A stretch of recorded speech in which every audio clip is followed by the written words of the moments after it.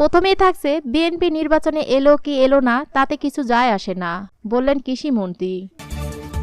তারপর থাকছে 2024 সালেই পতন ঘটবে সরকারের, এই নিয়ে প্রতিবেদনে থাকছে বিস্তারিত। এবার থাকছে কে কোন আসনের এমপি হবেন, ঢাকায় বসে তা নির্ধারণ হয়ে গেছে।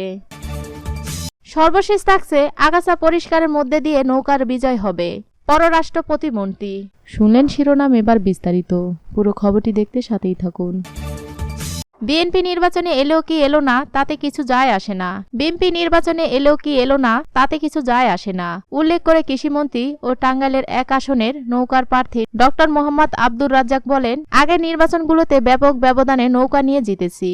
মোহাম্মদ আব্দুর রাজ্জাক বলেন, প্রতিযোগিতা নাই, তবুও 7 জানুয়ারি আমাদের একটাই কাজ, সবাই নিজেদের ভোটটা দিবেন। গণভবনে নৌকার নঙ্গর করতে আমাদের সবাইকে এ কাজটি করতে হবে। তিনি বলেন, নৌকার পক্ষে আন্দোলন উচ্ছ্বাসের প্রবল জোয়ার শুরু হয়েছে।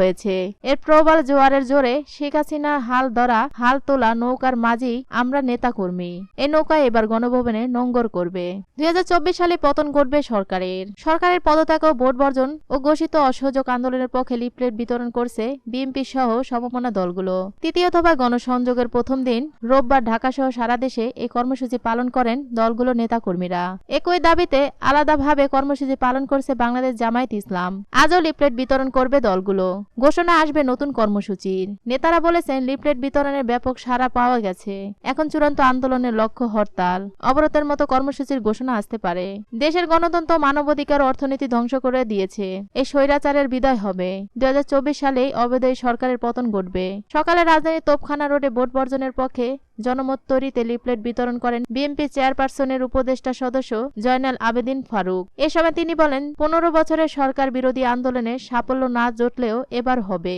বাংলাদেশের ইতিহাস শুধু নয়, সারা পৃথিবীর ইতিহাসেই আছে। কোন স্বৈরাচার চিরস্থায়ীভাবে ক্ষমতা টিকে থাকতে পারে না। যারা গণতান্ত্রিক বিশ্বাস করে না, সেই দল ক্ষমতায় টিকে থাকতে পারবে না। জয়নাল আবেদিন ফারুক বলেন, জনগণ অবৈধ সরকারের অধীনে একদলীয় নির্বাচনে অংশগ্রহণ করবে না। 7 জানুয়ারি ভোট বর্জনের মাধ্যমে জনগণের বিজয় হবে।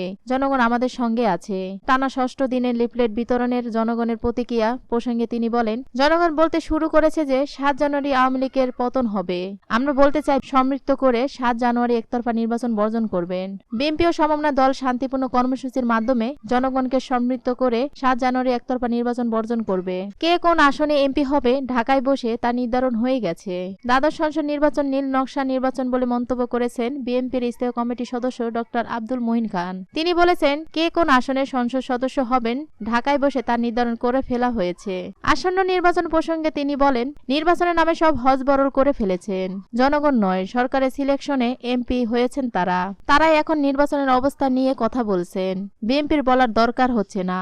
বিএনপি মানুষের অধিকার নিয়ে আন্দোলন করছে মন্তব্য করে মহিন খান বলেন, সরকার অলিখিত বাকশাল কায়েম করেছেন। মানুষের অধিকার নিয়ে বিএনপি আন্দোলন করছে। তারা বিএনপি শান্তিপূর্ণ কর্মসূচিতে ক্র্যাকডাউন করছেন। মিথ্যা ভুয়া নাটকে নির্বাচন হচ্ছে।